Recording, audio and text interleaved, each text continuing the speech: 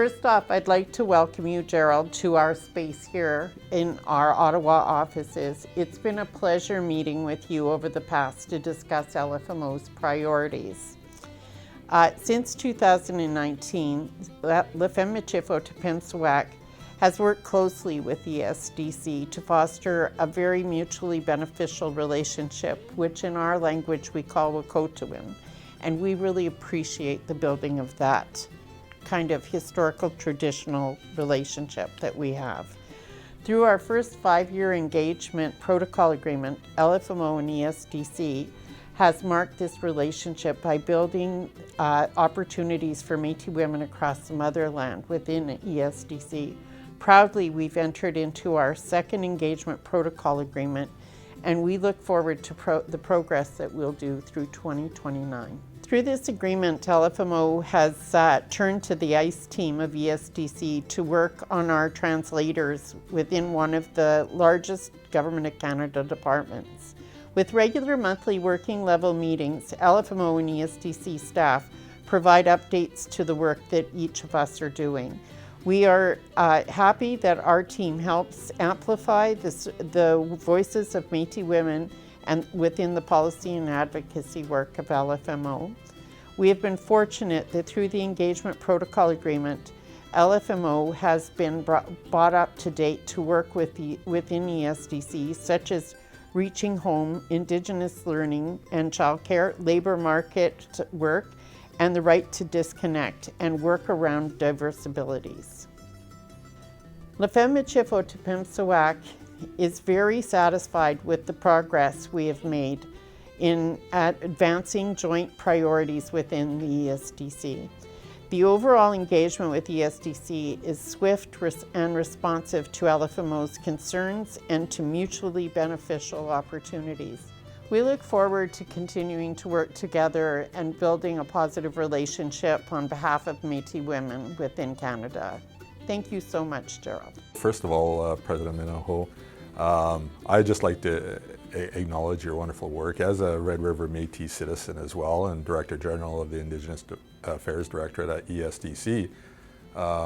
Absolutely, a great relationship you have with our ICE team to support your EPA agreement and to get wonderful leadership from your organization around a Métis women's perspective, whether it's skills and employment training, whether it's labor, whether it's the intersectionality of some of our programming in our files, youth, seniors. You provide such good leadership and policy advice to our department. It's not without saying that,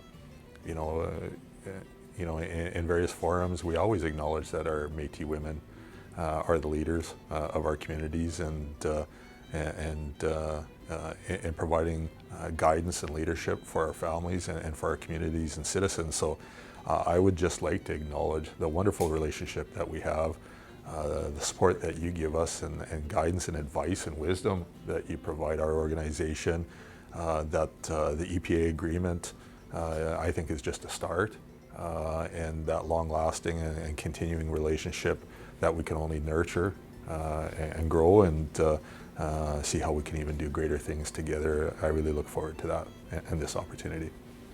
So one of the things that I really want to tell you that I appreciate is working within ESDC, we can try new things like we're doing now, where traditionally and historically our stories come to us through oral responses, and we are now building the opportunity to have oral reports so that there's a real live culture to how we are reporting back to government, so they can see the differences and the changes in these policies directly rather than having Bibles of written documents. We now have a verbal process that's happening for us jointly to move forward with on all the reports that we're doing.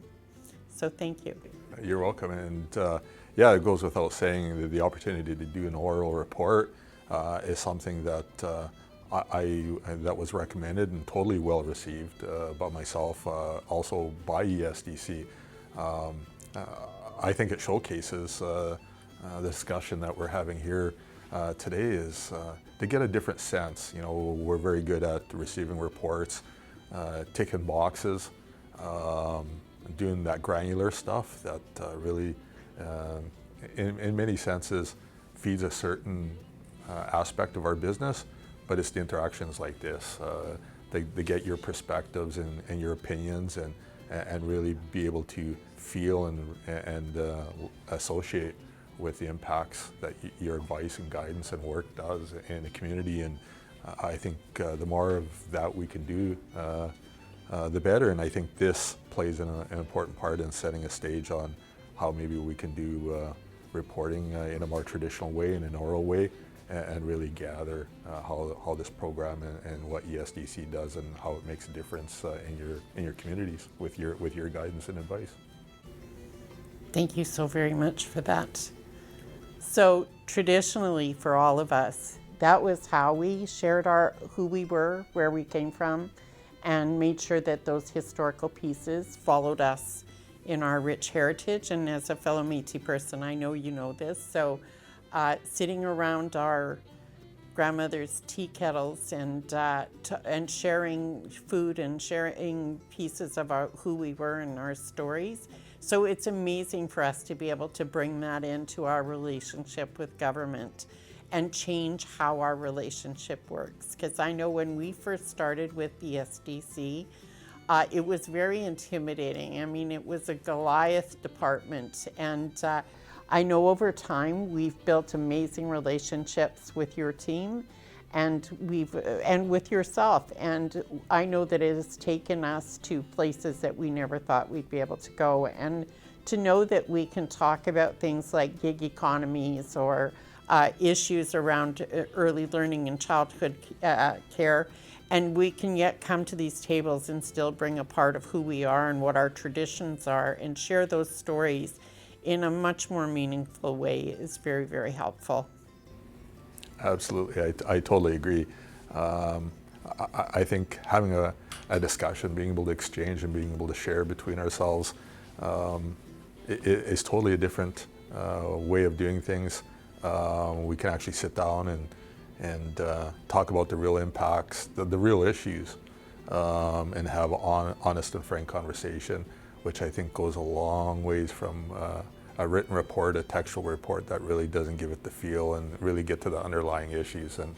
And I so appreciate your ability to, and the friendship and security and being able to have a discussion with you and talk about how we can change things and even make things stronger. Absolutely. I just want to say, President Omeniho, that we talked a little bit earlier as well about having the opportunity to do this interview, and you talk about the big machine of ESDC, and I just want to acknowledge your role as president as well, and the role of LFMO Michif, and as I said, the utmost respect and that I have for you and your guys' role. And likewise, I often share with my staff the fact that, in having such respect for leaders like yourself and your organization, that, and as a Métis man, that it makes me just as nervous reciprocally, and I really do appreciate the opportunity. So I just want to say thank you. Thank you. So I want to tell you that, Gerald, this is a way to ensure that Métis women's voices do get heard in places and in rooms and corridors that they've never actually been a part of before. And we stop being the forgotten people and we start becoming an active part of how to develop policies and stuff that are going to reward our grandchildren into the future. So thank you again for this opportunity. I see.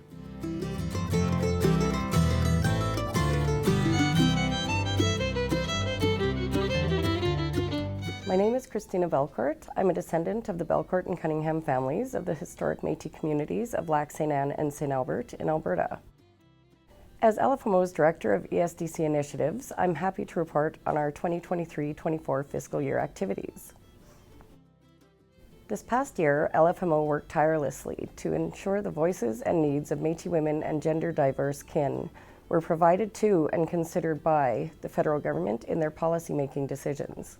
In January 2024, LFMO met with and provided a written response to the Canada Disability Benefit Regulations team. regarding key considerations on the Canada Disability Benefit.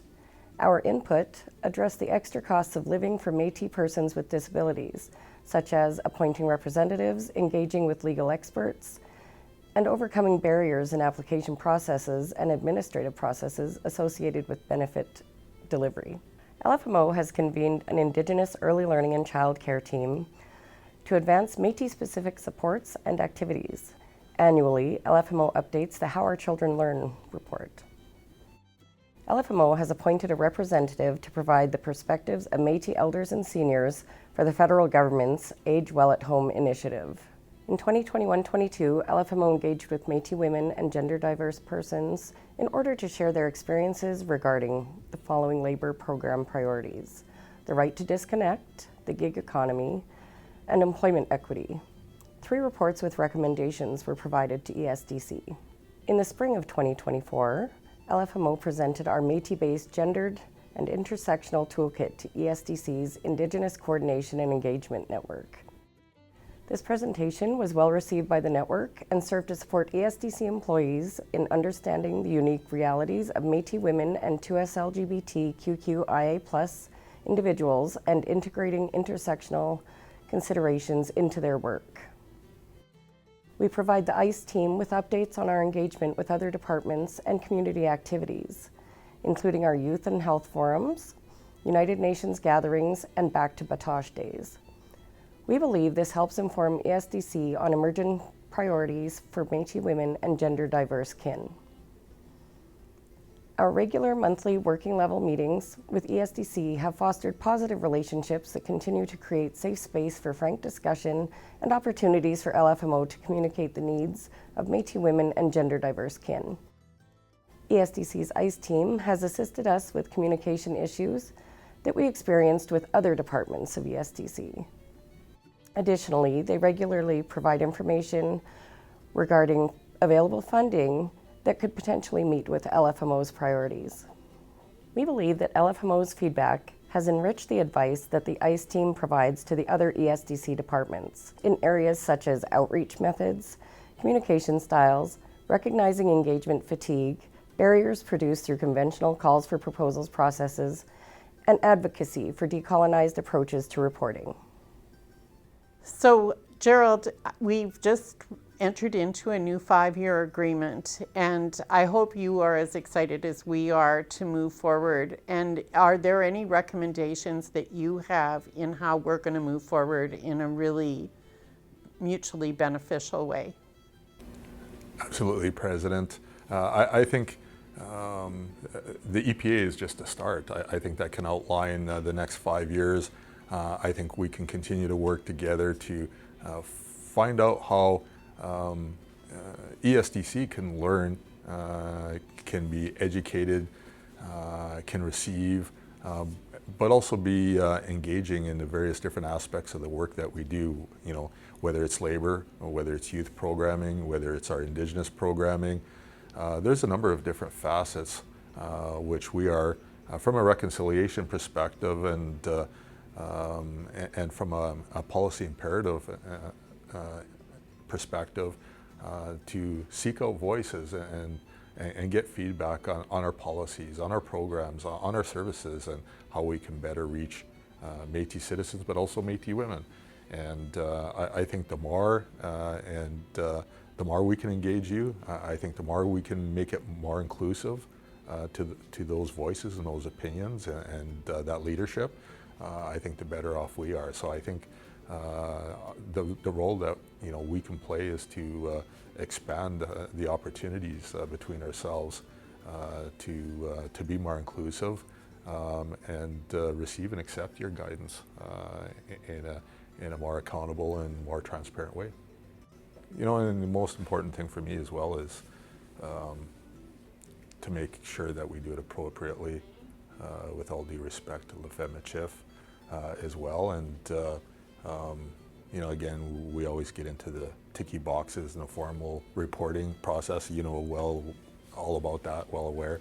And how can we do it differently, right? So when we have an opportunity to shift people's mindsets and do things a little bit different, it's a wonderful suggestion. So very much appreciate the opportunity. Thank you.